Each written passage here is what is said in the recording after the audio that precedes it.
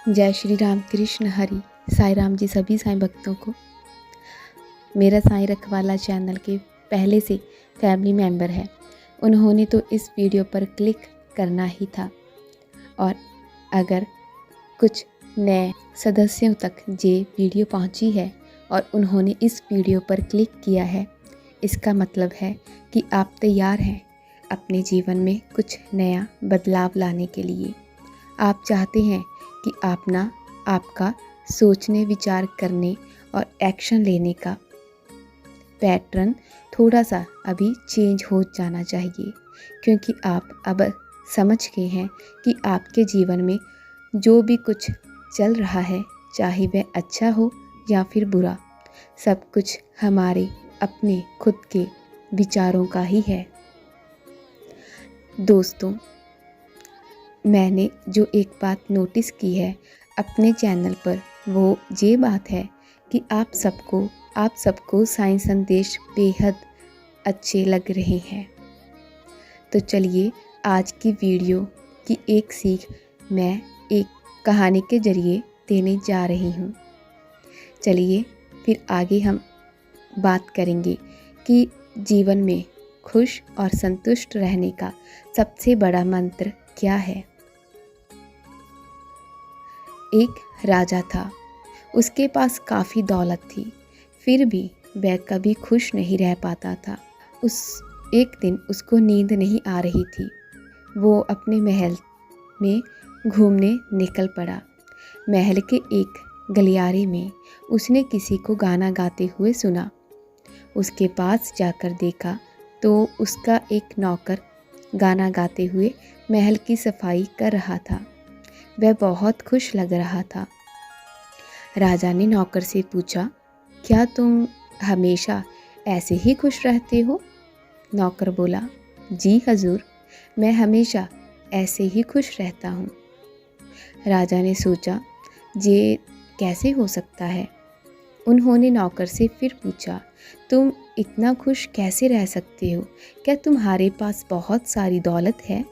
लेकिन अगर तुम्हारे पास दौलत होती तो तुम मेरे यहाँ नौकर क्यों बनते? मुझे ये बात समझ नहीं आ रही, इसीलिए तुम मुझे साफ साफ समझाओ, तुम्हारी खुश रहने का मंत्र क्या है? उस नौकर ने कहा, मेरे घर में सब बहुत खुश रहते हैं, मेरे पास कोई दौलत नहीं है। जो भी मैं कमा कर ले जाता हूँ, मेरी पत्नी और बच्चे उसी में खुश हो जाते हैं। खुश रहने के लिए हमें सिर्फ एक दूसरे का साथ चाहिए। राजा को ये बात हजम नहीं हुई। उन्होंने अपने सलाहकार को बुलाया और उसे सारी बात सुनाई।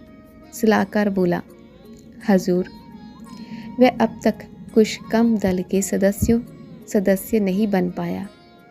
उसकी ये खुशी तभी तक रहेगी जब तक वह उस दल में शामिल नहीं हो जाता। राजा को समझ नहीं आया कि कुछ कम दल क्या है। सलाहकार बोला, आप मुझे बस 3 दिन का समय दीजिए और खुद ही समझ जाइए।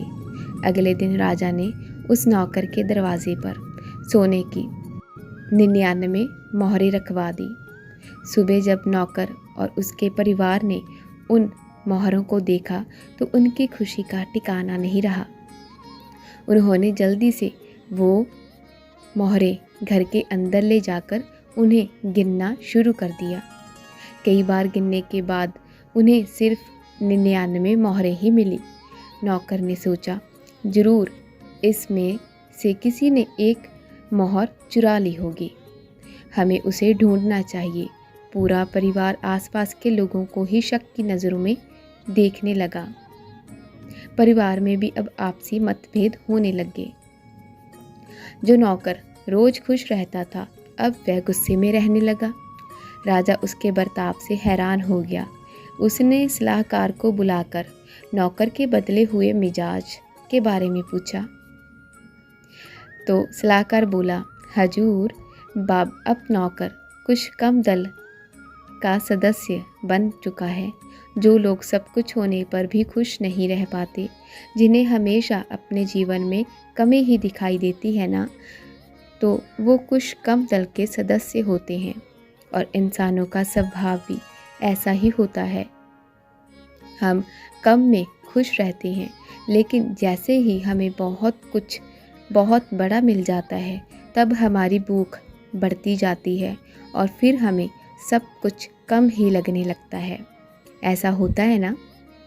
आज की वीडियो की सीख भी यही है कि हम अपने चारों ओर अगर नज़र दौड़ा कर देखें, इस प्रकृति ने, इस यूनिवर्स ने हमें कितना कुछ दिया है।